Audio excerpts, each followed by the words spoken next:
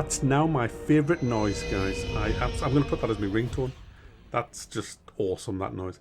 Anyway, this is Total War Warhammer 3. I think maybe it's the final part of this kind of trilogy of Warhammer games. I don't know, it might not be. I just said that because everything's trilogies. I love the first two. Now, with this one, it's been a calamity for me, this. I was offered a key weeks ago, so I was all excited about that. And then when reviews started popping up, I still didn't have a key. And I'm like, what the hell? And I get on well with them, with the guy who gives the keys for this. And so I emailed him, and I just says, what's going on with the key? And he sent it, but it was in me bloody spam folder, wasn't it? It wasn't his fault. It was just one of them things. And so I was 4 days late. I didn't get my key installed because it's a huge 111 gig install. I didn't get that till yesterday. So I started playing the game yesterday. Now, it dropped a massive patch last night while I was playing for the preload. And something went wrong with my existing copy and my review copy and this new thing. And what happened was my game wouldn't work today, and it took me till 1 o'clock in the afternoon. I was up at 7:15 this morning. Mind you, I had to go out and do a couple of things, but it took us a couple of hours going through the checklist of what was wrong, and there was 35 files missing. There was 79 gig missing. So I had to get all that patched in. And the bottom line is I haven't had time to play the main campaign, so this is just a first impressions. There's 2 campaigns in this. There's a Prologue Campaign, which is essentially a tutorial, which this game's never had before. And there's the main campaign. Now, I finished the tutorial campaign last night, and I thoroughly enjoyed it. I mean, I knew most of the stuff that was in it because it's not really aimed at existing Total War Warhammer players. But if you've never played a Total War Warhammer game, or a Total War game for that matter, there's a fantastic tutorial in this. So it's because these games can be a bit overwhelming to someone who's not used to it all. But this tutorial literally holds your hand all the way through. It's fantastic. I mean, I still enjoyed it, even though I skipped a lot of it. But like there's a lot of the help in it because I knew what to do. But it was such a good story. It's a story about this bear god that, I mean, I don't want to spoil it because it is quite good, but it's the searching for it because it's the thing it's dead, and the hero that you play as, and the story leads directly into the main campaign. There's 8 factions that you can play in the main campaign. There's the Kingdom of Kislev, which is the faction pretty much that you're playing in the prologue. There's the Grand Cathay, and these people are the ones that can turn into dragons. I mean, that sounds so cool. There's the Khorne, which I kicked their ass in the prologue. There's these, no idea what these are. No idea what they are. The Ogre Kingdoms, which I did play in the main campaign. I have started. I've done about an hour in the main campaign with the Ogre Kingdoms, which are hilarious. They require meat.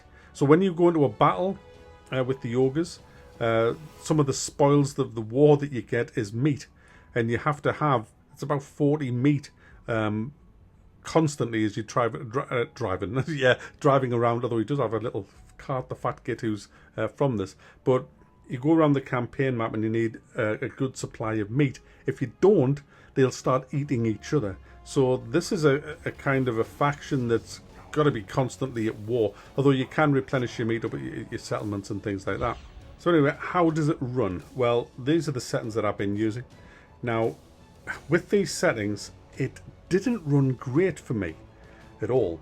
It just didn't. It's been stuttering a bit on the cutscenes, and certainly the beginning of the campaigns when people are running around talking and doing a bit of narration.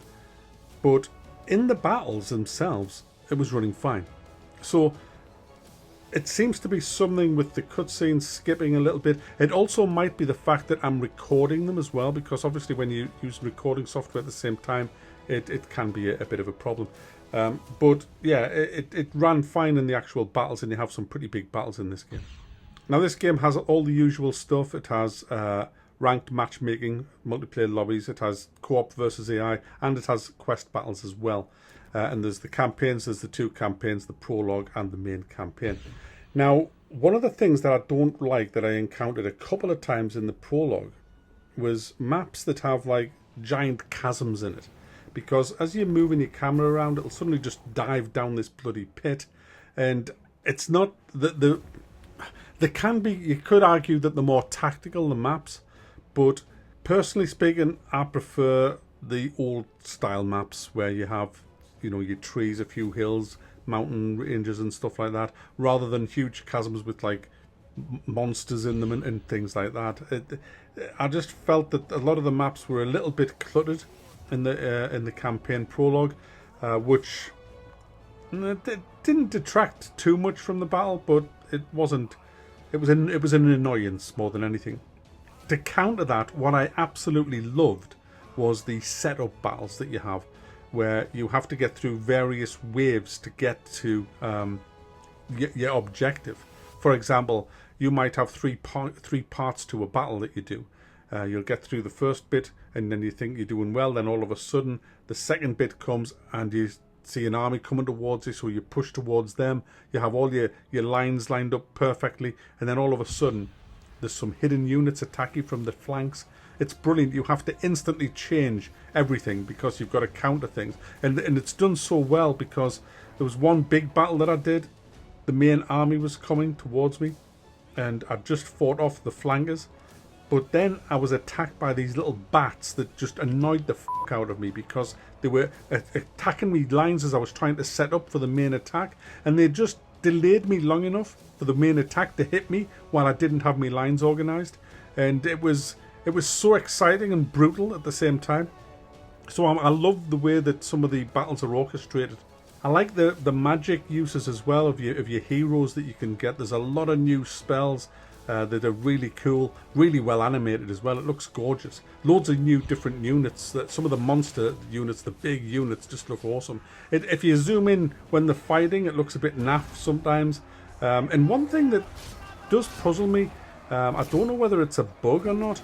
It's weird. If you set a unit to attack another unit and that other unit just moves away a little bit, your unit just kind of stands there thinking, oh, okay. Am I supposed to chase after them then, or do you just want me to stand here picking me arse?